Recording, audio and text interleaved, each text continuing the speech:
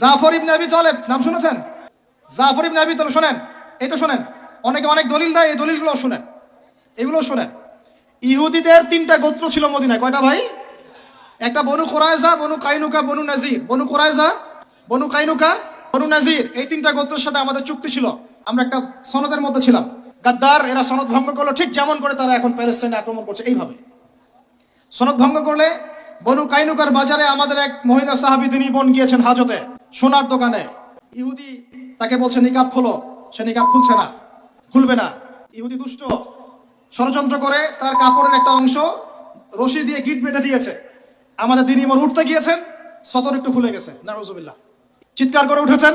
পাশে ছিলেন এক আমাদের আনসারী সাহাবী, আওয়াজ শুনেছেন। সেই আওয়াজ শুনে এক মুহূর্ত দেরি করেন নাই, মদিনায় ফিরে এসে নবীর কাছে পারমিশনও চান নাই।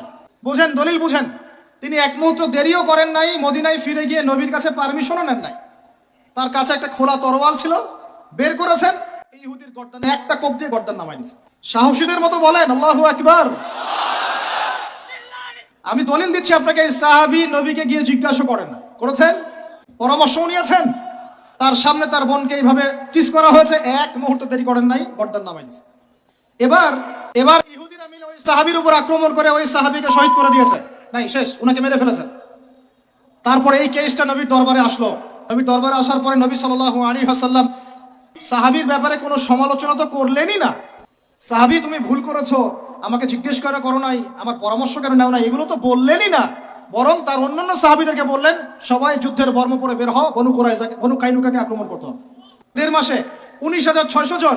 আর এখানে একজন মুসলিম ভাই, একজন মুসলিম বোনের ইজ্জতের বিনিময়ে নবী সাল্লাল্লাহু আলাইহি ওয়াসাল্লাম পুরা বনু কাইনুকাকে একদম সমূলে উৎপাটিত করে মদিনা থেকে বিতাড়িত করলেন। ওই উম্মার সাথে এই উম্মার কোনো সম্পর্ক আছে? ওই আরবের সাথে এই আরবদের কোনো সম্পর্ক আছে? ওই স্বাধীনতার সাথে এখনকার এই পরাধীনতার কোনো সম্পর্ক আছে? এরপরে আপনারা ফ্যান্টাসি নিয়ে পড়ে আছেন। আল্লামা রুমি বলতেন, উনি একজন বড় সুফি মানুষ ছিলেন। উনি বলতেন যে আমি যা বুঝি আর আমি যা জানি, বুঝতে পারি, তোমাদেরকে বলে কি লাভ, তোমরা তো বুঝবা না। কে বলতেন? বড় বড় যারা আল্লাহর ওলি, তাদের কথাটা একটু এই টাইপের হয়, মনে হয় একটু অস্বাভাবিক, কিন্তু এর ভিতরে অনেক গভীরতা থাকে। আমি নিজেও এই কথা বলতেছি, আমরা যা বুঝি, যা বুঝতেছি, যা দেখতেছি, তা আপনাদেরকে বলে বোঝাতে পারবো না, বলেই বা কি লাভ, আপনি হয়তো বুঝবেনও না। এই একটা ঘটনা দলিল পেলেন। আরেকটা শোনেন, আরেকটা কম হলো বনু নাজির। রাসূলকে দাওয়াত দিয়েছে, দাওয়াত দিয়ে বলছে যে আমরা ইসলাম কবুল করবো, আসেন নেগোশিয়েট করি। নবী সাল্লাল্লাহু আলাইহি ওয়াসাল্লাম গিয়েছেন দাওয়াত দিতে বনু নাজিরের সিঁড়ির মধ্যে, এটাকে বলে দেয়াল, দেয়ালে হেলান দিয়ে আছেন। উপর থেকে এরা চাকি আছে না, চাকি যেটা দিয়ে আমরা ধান ভাঙে, আগেকার মায়েরা বোনেরা, বড় বড় যে লোহার আর পাথরের, এইগুলো উপর থেকে ফেলে তাকে হত্যা করার চেষ্টা করেছিল বনু নাজির। কোন গোত্র? ইহুদিদের বনু নাজির। আল্লাহর নবী জিবরাইল আলাইহিস সালামের মাধ্যমে জানতে পারলেন, সেখান থেকে উঠলেন, উঠে বললেন যে ঠিক আছে, বনু নাজিরকে আমরা অবরোধ করব। 1.5-2 মাস অবরোধ করে রাখা হলো, সূরা হাসরে পড়ে দেখেন। এরপরে এরা নিজেদের ঘরবাড়িগুলো কাঁধে করে নিয়ে মদিনা থেকে বিতাড়িত হলো। বনু নাজির, দলিল নাম্বার 2। 3 বনু কুরাইজা, বাকি আছে শুধু একটা, এখন বনু কুরাইজা। বনু কুরাইজাকে বলা হয়েছে আমাদের সাথে থাকবে, অন্যদের সাথে যাইতে পারবো না। Okay fine. খন্দকের যুদ্ধে 10,000 সেনাবাহিনী নিয়ে আবু সুফিয়ান আক্রমণ করেছে মদিনা, অবরোধ করে রেখেছে। এই সুযোগে বনু কুরাইজা কুরাইশদের সাথে মিলে আমাদের সাথে গাদ্দারি করল। আল্লাহর নবী যুদ্ধ শেষ করে বনু কুরাইজায় গিয়ে না গিয়ে কেউ আসরের নামাজ পড়বা না, ওদের সাথে গিয়ে মীমাংসা করতে হবে। তারপরে ওখানে গিয়ে ওদেরকে অবরোধ করা হলো। সাদ বিন মুআজ রাদিয়াল্লাহু আনহুর হাতে এই বনু কুরাইজার একজন বালেক যারা ছিল, এদের সবার গর্দান নামানো হয়েছে। বনু কুরাইজা, বনু কাইনুকা, বনু নাজির, তিনটা বড় বড় গোত্রের সাথে আমাদের যুদ্ধ হয়েছে নবী জীবিত থাকাকালীন। কি কি শুনিয়ে দেখেছেন।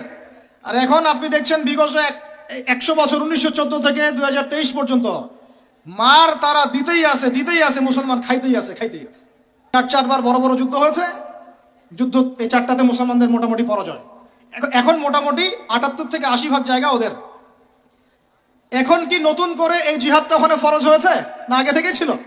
ওদেরকে বের করে দেওয়ার পর, 3টা গোত্রকে বের করে দেওয়ার পর খায়বারে তারা কিছু বাকি ছিল। আলী রাদিয়াল্লাহু আনহু হাতে পতাকা দিয়ে বললেন, খায়বারে যাও, আক্রমণ করো, এই নাইম দুর্গ তুমি জয় করবে ইনশাআল্লাহ। খায়বারের মারহাব ছিল একজন বীর, ইহুদি বীর, একাই 10 জনের সাথে লড়তে পারে। আলী ইবনে আবি তালেবের তরবারের আঘাতে ওর মাথার উপর থেকে তরবাল গিয়ে এইভাবে বসে গেছে মাটিতে, মানে দেহটা এইভাবে দ্বিখণ্ডিত হয়ে গেছে। ওদেরকে তারপরে বের করে দেওয়া হয়েছে। তারপর নবী সাল্লাল্লাহু আলাইহি ওয়াসাল্লাম বলেছেন, তার ইন্তেকালের কয়েকদিন আগে, আমার ইন্তেকালের পর তোমরা বাকি যে অবশিষ্ট যারা আছে, এদের সবাইকে জাজিরাতুল আরব থেকে বের করে দিবে। এখন তারপর ওমর রাদিয়াল্লাহু আনহু ওটা জয় করেন, আমাদের আন্ডারে থাকে। 1099 সালে ক্রুসেডাররা গিয়ে ওটা আবার দখল করে। তার মোটামুটি ভাবে 80 থেকে 90 বছরের মধ্যেই 1176 থেকে আইয়ুবী রাহিমাহুল্লাহ গিয়ে সেটা আবার জয় করেন। তারপরে আবার ওখানে লড়াই হয়েছে। তারপরে আবার গিয়ে আপনার মামলুকদের ভূমিকা আছে, জেঙ্গিদের ভূমিকা আছে, তুর্কিদের ভূমিকা আছে, ওসমানীয়রা আবার দখল করেছে। এই সিলসিলা চলতে চলতে 1914 সালে গিয়ে তারা এই ব্রিটেনের সহযোগিতায় এই জায়গাটা দখল করেছে। কত সালে?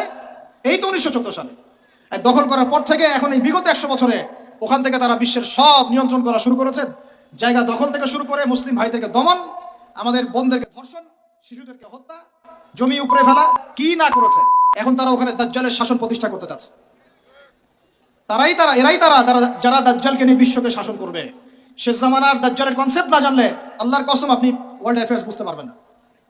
এখন শেষ করে দেয় এই কথা থেকে, দেখুন তারা বিগত 100 বছরে ওখানে যা যা করেছে বা করে যাচ্ছে, এরপরেও যদি আমাদের টনক না নড়ে, আমরা যদি মনে করি যে আমরা তো খুব ভালো আছি, তাহলে আল্লাহর কসম আমরা এখন উম্মাও বুঝি নাই, স্বাধীনতাও বুঝি নাই। আমাদের সবাইকে বুঝতে হবে পুরো মুসলিম উম্মা একটা দেহ। আমরা নিজেদের বেসিক ঠিক করব, অর্থনীতি ঠিক করব, আমাদের পরিবার ঠিক করব, আমাদের দাওয়াতের মোটিভটা ঠিক করব। এই ইস্যু পাগল জাতি হব না, মূল জায়গায় থাকার চেষ্টা করবো ইনশাআল্লাহ। আস্তে আস্তে সেই প্রজন্ম আসবে ইনশাআল্লাহ। আমি না পারি, আপনি না পড়েন, আমাদের পরের জেনারেশন পারবে ইনশাআল্লাহ। বা তারপর একদিন না একদিন বাইতুল মুকাদ্দাসে আমরা নামাজ পড়বো ইনশাআল্লাহ। বাইতুল মুকাদ্দাসে সালাত আদায় না করা পর্যন্ত আমাদের শান্তি নাই। বাইতুল মুকাদ্দাস বিজয় না হওয়া পর্যন্ত এই মুসলিম উম্মার ঘুম নাই। কারণ তারা মুসলিমদেরকে ঘুমাতে দিবে না। তারা মুসলিমদেরকে ভাগ করে ফেলবে, বিভিন্ন মতবাদে ভাগ করে ফেলবে। তারা মুসলিমদেরকে স্যাংশন দিবে, অর্থনৈতিকভাবে পঙ্গু করে ফেলবে, মিডিয়া নিয়ন্ত্রণ করে ফেলবে, ওরা টেকনোলজি নিয়ন্ত্রণ করবে। মুসলিমদেরকে তারা দাঁড়াতে দিবে না যতক্ষণ পর্যন্ত বাইতুল মুকাদ্দাস পাচ্ছেন না। আর এখন এই ইস্যুগুলো নিয়ে কথা বললে মুসলমানদের মধ্যে এক শ্রেণীর মুনাফিক তারা আমাদের বিপক্ষে কথা বলা শুরু করে। এই জাতির এখন চিন্তা আশা করি বাকি নাই যে মুসলিমদের মধ্যে কত মুনাফিক ঢুকে গেছে। কোন দলের সাথে আমাদের কোনো দ্বন্দ্ব নাই, আমাদের দ্বন্দ্ব হচ্ছে কথিত মুনাফিকদের সাথে, যারা এই চলমান সংকটের মধ্যেও মুসলমানদের পক্ষে না গিয়ে জালেমের পক্ষ নিচ্ছে। এই চলমান সংকটের মধ্যেও মাজলুমদের পক্ষ না নিয়ে যারা জালেমের পক্ষ নিচ্ছে, এদের সাথে আমার কোনো সম্পর্ক নাই, আপনাদেরও সম্পর্ক থাকার কথা না, এই উম্মারও সম্পর্ক নাই। আল্লাহর কসম ইনশাআল্লাহ আমাদের সন্তানদের হাতে বাইতুল মুকাদ্দাস বিজয় হবে ইনশাআল্লাহ।